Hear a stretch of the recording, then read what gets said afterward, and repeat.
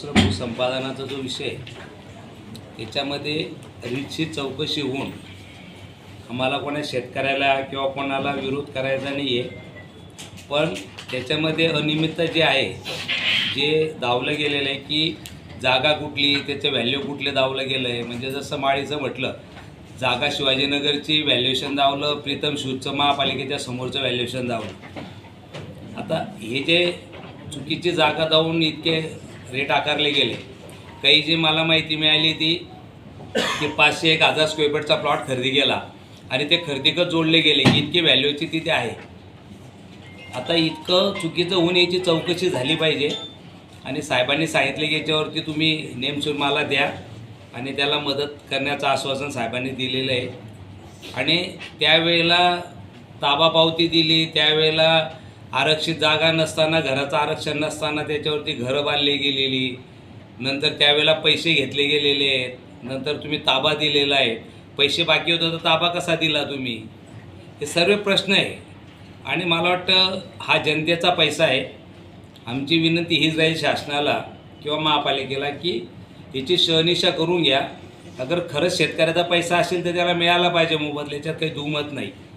पण विनाकारण जनतेचा पैसा हा एकीकडे आम्हाला महापालिकेत सर्व नगरसेवक नाराज आहे की रस्त्याला पैसे नाही, जनता नाराज आहे की शहरामध्ये विकास होत नाही, बरेच रस्ते राहिलेले आहेत, त्याच्यासाठी निधी नाही. आम्हाला आमचे नगरसेवक आयुक्तशी भांडत आहेत किंवा निधी आम्हाला द्या तुम्ही.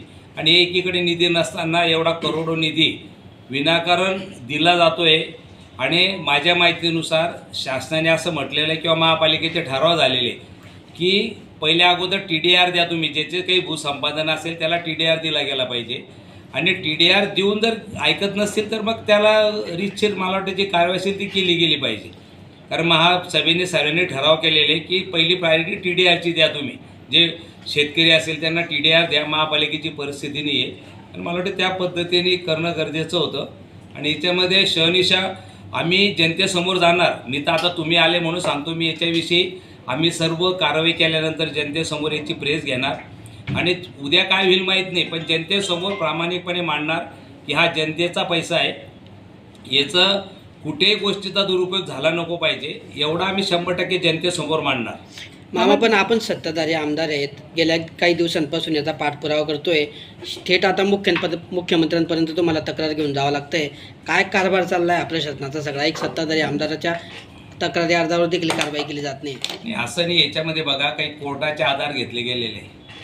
पहिले तुम्हीच हे करा की काही कोर्टाचे आधार घेतले गेले आणि कोर्टाचे आधार घेतल्यामुळे बऱ्याच शासनाच्या प्रशासनाचे हात बांधले जातात. आणि मग त्यावेळेला अनियमितता काय राहिली कोर्टात ती बी जनतेसमोर आलं पाहिजे. कोणते वकील राहिले, उभे नाही राहिले, काय कसे पेपर जोडले गेले, हे जनतेसमोर मांडू आम्ही. प्रेसमध्ये सर्व कागद काढून जनतेसमोर मांडू आम्ही. म्हणजे कोर्टात बी काय कसं झालेलं आहे हे जनतेसमोर मांडून आम्ही कसं मांडले गेलं आहे. 1000 प्लॉटला तर एक किती नियमात आहे की बुवा 1000चं आहे, मग खरंच भाव आहे का तिथे तेवढे, बाकीच्या प्रॉपर्टी का त्या भावात गेल्यानी, हे तर जनतेसमोर मांडून आम्ही. चूक कोणाची वाटते मामा तुम्हाला याच्यामध्ये? महापालिकेच्या त्यावेळेच्या अधिकाऱ्यांची. त्यांनी त्यावेळेला लक्षात नाही आणलं, कोणाच्या जनतेच्या बॉडीच्या लक्षात आणून देणं गरजेचं होतं, ते केलं नाही त्यांनी, कोणाला सांगितलं नाही. जेव्हा जप्तीचे विषय येतात त्यावेळेला ह्या गोष्टी माहीत पडतात समोर की बुवा अशी जप्ती आलेली, कोर्टाचे आदेश आलेले. त्यांच्यावर कारवाईची मागणी करणार तुम्ही अधिकाऱ्यांवर तत्काळ? कोणी काय याच्यात असे ना, आमचं काय म्हणणं आहे बघा, हा जनतेचा पैसा आहे. आम्ही व्यक्तिशा कोणाच्या विरोधात नाही आहे. कोणी शेतकरी असेल, कोणी वकील असेल, आमचं म्हणणं आहे प्रामाणिकपणे काम झालं पाहिजे. त्यांचं असेल कष्टाचं त्यांना मिळालं पाहिजे. आम्ही बी सपोर्ट करू त्यांना जर मिळण्यासाठी. आम्ही ते पण म्हटलं आहे पत्रात की आम्हाला निधीची तरतूद करून द्यावी. जर त्यांचे पैसे निघत असेल तर महापालिका जो पैसे नाही आहे तो निधी आम्हाला मिळावं, ती सुद्धा मागणी केली आम्ही त्याच्यामध्ये. मामा, ज्या 2 विषयांची तुम्ही मुख्यमंत्र्यांकडे निवेदनाद्वारे मागणी केली, तेच मागच्या आठवड्यात महापौरांनी मुंबईत मुख्यमंत्र्यांची भेट घेऊन हे विषय मांडलेले होते. तेच 2 विषयांचे निवेदनं तुम्ही काल विमानतळावर दिले. तर कुठंतरी श्रेयवादाची लढाई सुरू झालेली आमदार आणि महापौरांमध्ये. साहेब आले, श्रेयवादी आम्ही परिवार आहे. काल साहेब आले, साहेबांचा काही दौरा नव्हता. काल साहेब शिरपूरला परवा मुक्कामी होते आणि आल्यामुळे काल साहेबांचं आमच्या शहरात आल्यामुळे आमचं काम होतं रिसिव्ह करायला जाणं.